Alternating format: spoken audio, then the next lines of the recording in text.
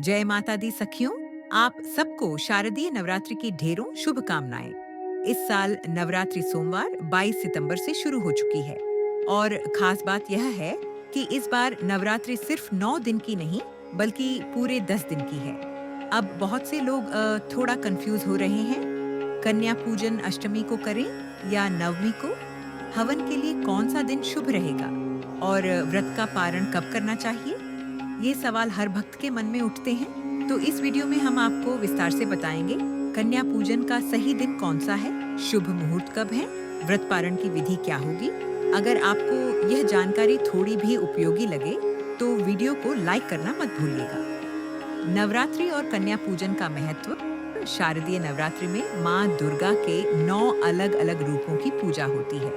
खासकर अष्टमी और नवमी के दिन हवन और कन्या पूजन का महत्व बहुत अधिक है। मान्यता है कि छोटी कन्याएं स्वयं माँ दुर्गा का रूप होती हैं, इसलिए उन्हें आमंत्रित करके भोजन कराना और उनका पूजन करना शुभ माना जाता है।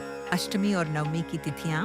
अष्टमी इस वर्ष 29 सितंबर की शाम 4:31 से शुरू होकर 30 सितंबर की शाम 6:06 तक। द्वितीया तिथि के अनुसार दुर्गा अष्टमी 30 सितंबर मंगलवार को होगी।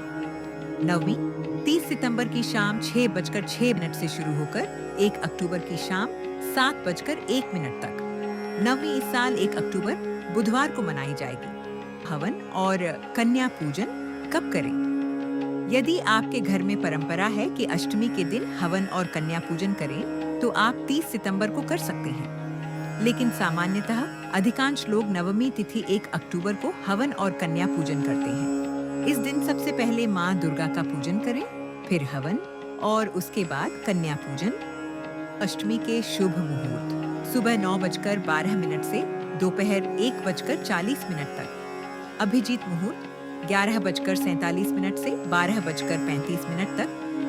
संधि पूजा शाम 5:42 से 6:30 तक। ध्यान रहे राहु काल के समय यानी 3:09 से 4:39 में पूजन न करें। नवमी के शुभ मुहूर्त सुबह 6:14 से 9:12 तक, 10:41 से 12:10 तक, 3:09 से 6:07 तक। ध्यान रहे राहु काल के समय यानी 12:10 से 1:40 तक के बीच में हवन या कन्या पूजन न करें। व्रत पारण कब करें?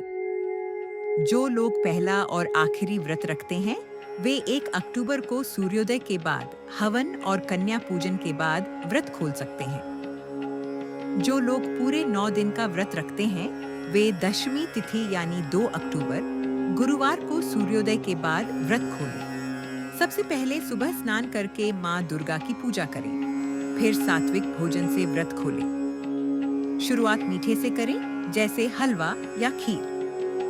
सीधे नमक, प्याज, लहसुन या मांसाहारी भोजन से बचें। पारण से पहले जरूरतमंदों को दान और दक्षिणा देना शुभ माना जाता है। तो दोस्तों, इस बार का अष्टमी और नवमी का पूजन विशेष है। अगर वीडियो पसंद आए तो लाइक करें, शेयर करें और चैनल को सब्सक्राइब करना न भूलें। कमेंट में जरूर लिखें। जय माता दी।